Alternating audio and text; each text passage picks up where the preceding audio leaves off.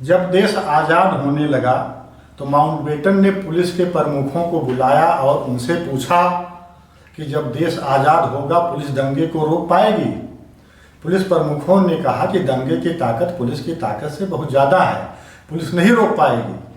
फिर माउंटबेटन ने सेना प्रमुखों से यही प्रश्न किया और उनको बुला के पूछा कि देश जब आज़ाद होगा तो क्या जो सेना दंगे को रोक पाएगी।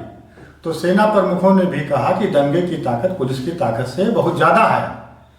तो माउंटबेटन ने सैनिकों की एक जो निरपेक्ष टुकड़ी बनाई, जो मतलब सांप्रदायिक भेदभाव से अलग थे। 55,000 सैनिकों को, लगभग गोरखा रेजिमेंट थे वो, तो उनको पाकिस्तान और पंजाब की सीमा पर लगा दिया दंगा रोकने के लिए। माउंटबेटन को फिर ध्यान आया कलकत्ता तो इससे बड़ी समस्या है, कलकत्ता में दंगा फैल गया, वहाँ सिर्फ हमने एक ब्रिगेड लगाई है तो एक ब्रिगेड तो हमारी डूब जाएगी। तो माउंटबेटन ने सोचा विचारा और कहा कि अब गांधी ही एक ऐसे आदमी हैं जो कलकत्ता को संभाल सकते हैं।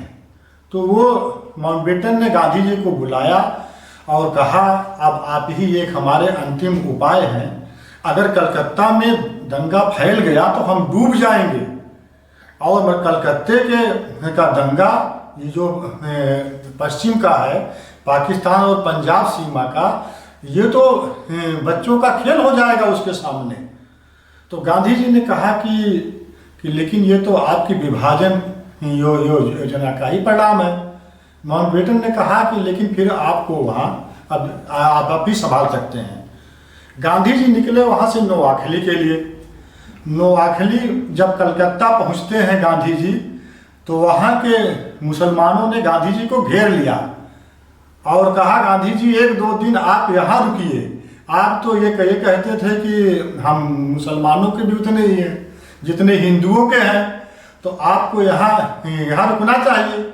गांधी जी ने कहा लेकिन हम तो निकले हैं नोआखली के लिए और नोआखली के जो हिंदू हैं उनको वचन दे आए हैं कि जब मतलब हम आएंगे आपको बचाने।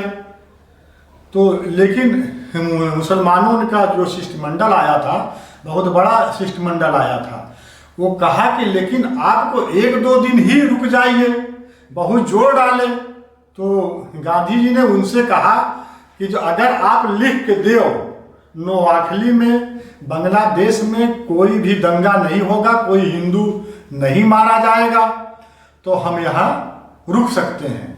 मुसलमानों का जो शिष्टमंडल आया था वो गया, अपना मीटिंग किया दूर जा करके और सोचा विचारा और फिर आ करके गांधी जी को लिख के दिया कि अगर आप कलकत्ता में रुक जाएंगे तो नोआखली और बांग्लादेश में कोई हिंदू नहीं मारा जाएगा।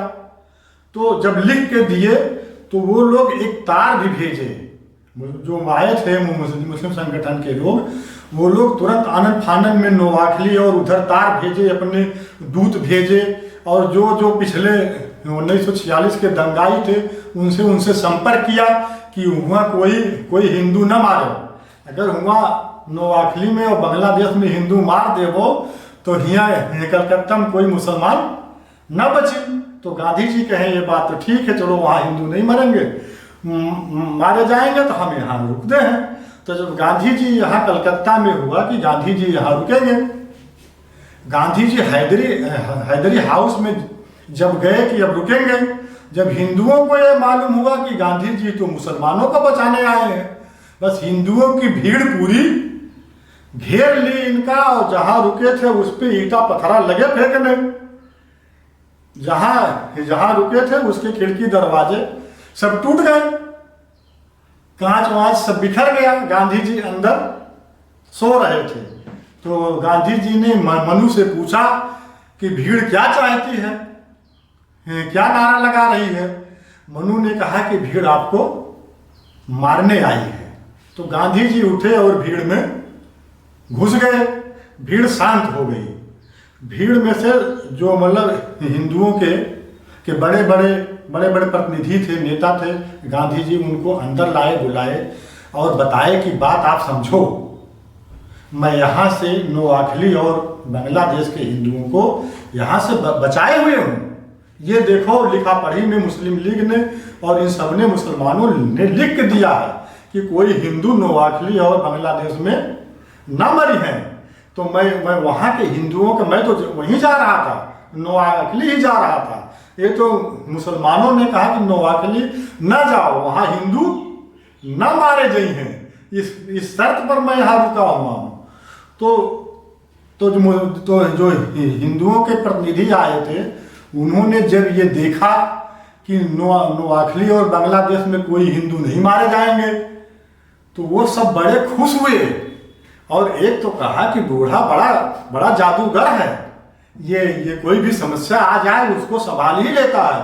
फिर वही भीड़ जो गांधी मुर्दाबाद के नारे लगा रही थी, गांधी वापस जाओ, वही भीड़ गांधी जी की जय जयकार करते हुए वापस चली गई। फिर एक दिन जो है बेलिया घाट में एक दिन एक आदमी को मतलब छुरा मार दिया।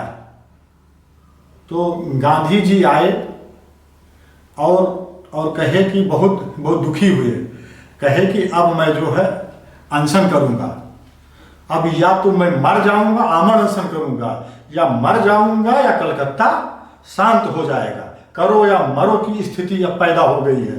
तो गांधी जी ने सवेरे अनशन शुरू किया। जैसे गांधी जी ने अनशन शुरू किया, सनसनी फैल गई पूरे शहर में कि गांधी जी अनशन कर रहे हैं।